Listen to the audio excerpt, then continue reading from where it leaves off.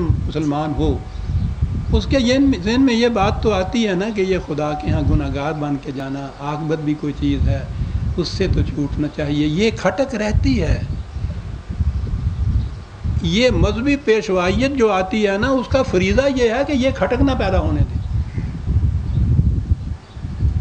وہی جو میں نے عرض کیا کہ یہ کہہ کے کہ یہ صدقہ اور فطرانہ اور خیرات اور زکوٰۃ کے یہ روپے نکال دیجئے، مزاربت کیجئے، مزارعت کیجئے، یا مفتی صاحب کے اس کتاب الحیل کی روح سے یہ چیزیں کیجئے، تو اس سے گناہ نہیں ہوتا.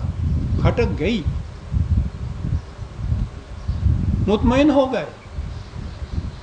اور پھر اس کے بعد ذرا سا اور زور دیا کہ بھائی نماز بڑی اہم، اس کی بڑی فضیلتیں آئی ہیں. ایک ایک نماز اگر اس طریق سے یوں پڑھ لی جائے 100 برس کے گناہ معاف ہوتے ہیں.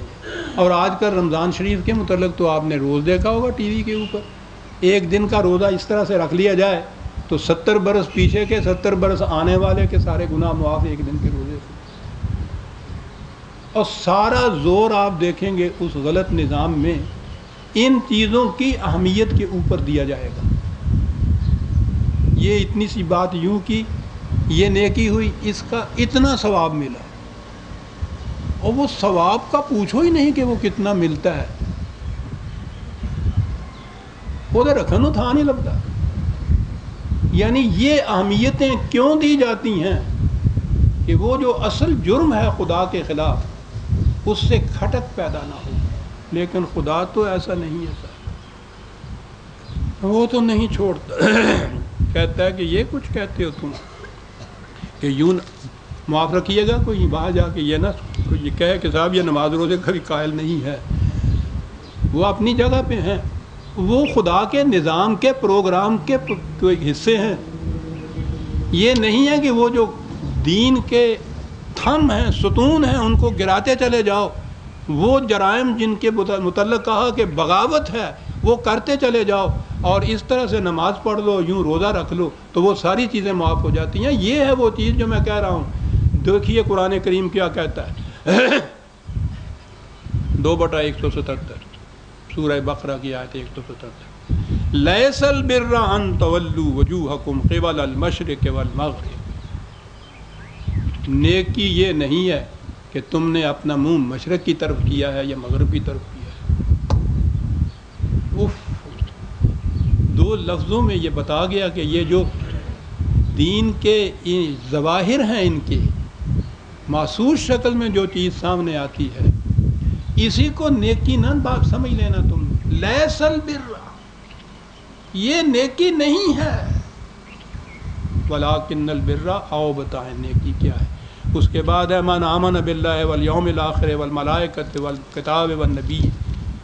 اس ایمان کے بعد آؤ تمہیں بتائیں نیکی یہ نہیں ہے کہ منہ ادھر کیا ہے یا ادھر کیا ہے، ہاتھ یہاں باندھے ہیں یا نیچے باندھے ہیں، کانوں تک گئی ہے یا انگوٹھا یا نہیں گیا. نیکی یہ نہیں ہے. نیکی کیا ہے؟ وَآتَ الْمَالَ عَلَىٰ حُبِّهِ ذَوِي الْقُرْبَىٰ وَالْيَتَامَىٰ وَالْمَسَاكِينَ وَابْنِ السَّبِيلِ وَالسَّائِلِينَ وَفِي الرِّقَابِ. نیکی یہ ہے کہ مال و دولت کی محبت کے باوجود انہیں ضرورت مندوں کے لیے تم کتنا دیتے. نیکی یہ نہیں ہے کہ نفل کتنے پڑھتے، روزے کتنے رکھتے.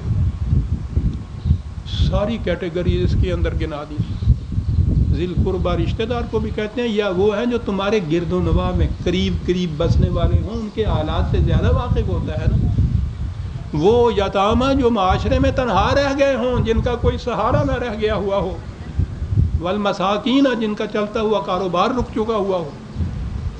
اپنے ہی نہیں، وابن السبیل مسافر بھی کوئی تمہارے راستے سے گزر رہا ہو اور اس کو بھی ضرورت یہ ہے تو اس کے لیے بھی یہ سب کچھ ہونا چاہیے.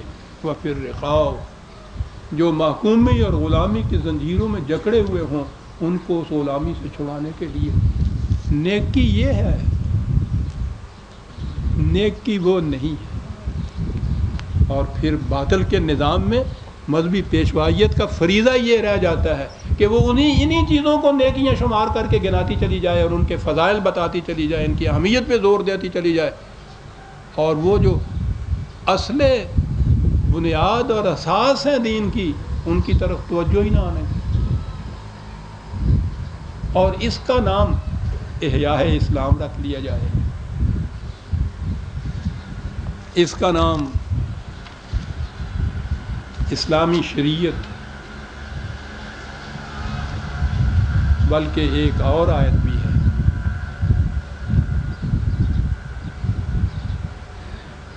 سورہ توبہ کی 9/18 آیت ہے۔ یہاں تو یہ تھا نا تو ذہن نماز کی طرف ہی جاتا تھا کہ منہ مشرق کی طرف کر لیا یا مغرب کی طرف کر لیا، اس میں تو یہ ہے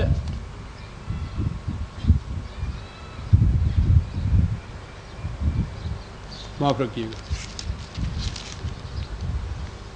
اجعلتم سقایۃ الحاج و عمارت المسجد الحرام کمن آمن باللہ والیوم الآخر وجاہد فی سبیل اللہ لا یستوون عند اللہ۔ کیا تم سمجھتے ہو کہ یہ حج کارانہ حاجیوں کے لیے سبیلیں لگا دینا، خانہ کعبہ کی ذبائش اور آرائش اور تعمیر کے کچھ کام کر دینا، کیا تم یہ سمجھتے ہو کہ یہ ہیں خدا کے ہاں کے نیکیاں جو ہیں؟ کیا یہ شخص ایسا کرنے والا اس کے برابر ہو جائے گا جو خدا کے نظام کو قائم کرنے کے لیے جد و جہد کر رہا ہے؟ لا یستوون عند اللہ، تم اپنے ذہنوں میں جس طرح سے جی چاہے فرض کر دو، ہمارے نزدیک دونوں برابر نہیں ہو سکتے۔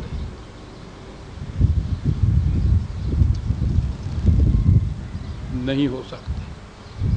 انہوں نے وہ میزان الٹ دی، کہنے لگے ٹھیک ہے نہیں ہو سکتے، یہ جو ہے نا اس طرح حج کرنے والے، ان کا درجہ بہت بلند ہے۔ قرآن نے یہی کہا تھا نا کہ نہیں برابر ہو سکتا، لیکن وہ قرآن ہے لا یستوون عند اللہ، ہمارے نزدیک برابر نہیں ہو سکتے۔ آپ دیکھتے ہیں، میں نے کہا تھا نا کہ تورات و انجیلی معرف نہیں ہوئی، انہی میں تعریف نہیں ہوئی، آپ کے ہاں دین کی جو اساس ہے اس میں آپ دیکھیے کتنی تعریف ہوتی چلی جا رہی ہے۔ قرآن یہ کچھ کہتا چلا جا رہا ہے، آپ کے ہاں ڈنڈورے پیٹے جاتے ہیں ان چیزوں کی افضلیت اور اہمیت میں اور ان کی نیکیوں میں، وہ کہتا ہے نہیں برابر ہو سکتے، وہ کہتا ہے ٹھیک ہے نہیں ہو سکتے۔ ہاں عزیزان مان، جنہوں نے سمجھ لیا تھا کہ یہ دو چیزیں یوں برابر نہیں ہو سکتی،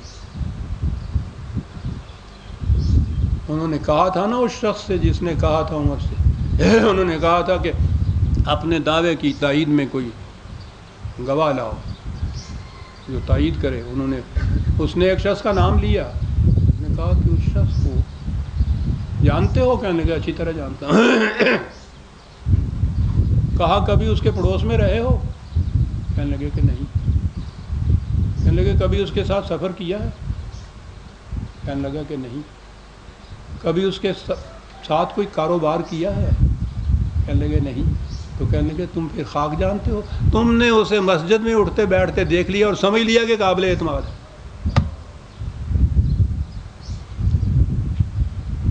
یہ جانتے تھے کہ لیس البر کے کیا معنی ہیں، لا یستوون عند اللہ کا کیا مطلب ہے، خدا کی میزان میں نہیں برابر ہو سکتے۔ یہ جانتے تھے کہ جس مساوات کو قائم کرنے کے لیے قرآن آیا تھا، جو نظام انہوں نے قائم کیا تھا، اس میں پہلی چیز وہ جو بار بار دہرائی جاتی ہے اور ان سے کوئی بھی انکار نہیں کرتا، جو حضرت عمر نے کہا تھا کہ مکے اور مدینے اور یہاں کی بات نہیں ہے، اگر دجلہ کے کنارے کوئی کتا بھی بھوک سے مر گیا تو عمر سے اس کی بھی باز پرس ہوگی۔ تو یہ سب ذرا وہ جانتے تھے۔ 22 لاکھ مربع میل کا سربراہ تھا یہ مملکت کا،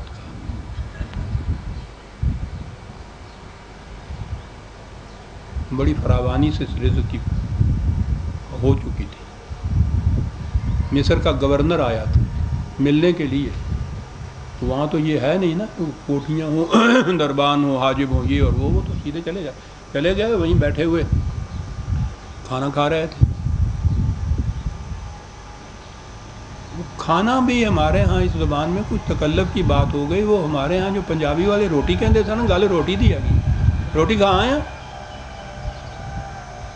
اب تو میرا خیال ہے